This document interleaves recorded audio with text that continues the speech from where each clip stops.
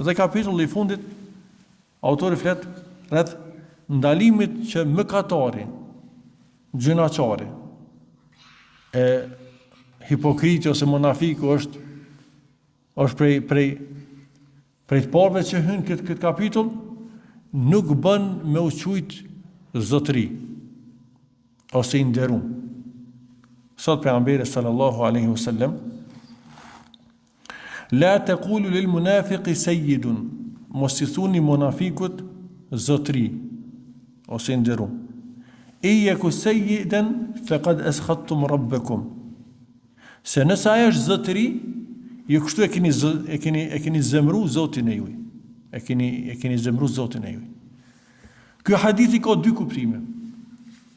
E para, që të mos nderohet një njeri që është I prisht, një njeri që është munafik, një njeri që është gjunaqar, një njeri që është pis, është.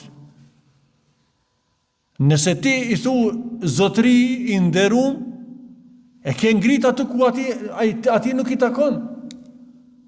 Dhe kështu e ke zemru Allah në zogjer.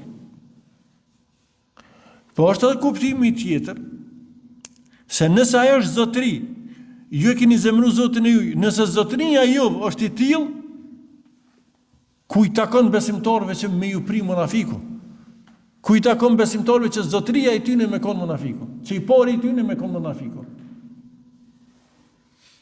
Atëherë hadithi përmbledh këto dy kuptime. Na ka njerë shohim që njerëzit nështë në aspektin edukativ ju drejtohen njerëzve, e sheh ka njerëz që ofendojnë Islamin, e qesin vënir kundër Islamit, mundohen prapë me fjalë zotëri I nderuar, do të me pas kujdes. Nëse njeri është I tillë, jo me ofendu, nuk është qëllimi tash me ofendu ata, po s'poku qëllimi nuk është me jap epitete nderime ku nuk I takojnë.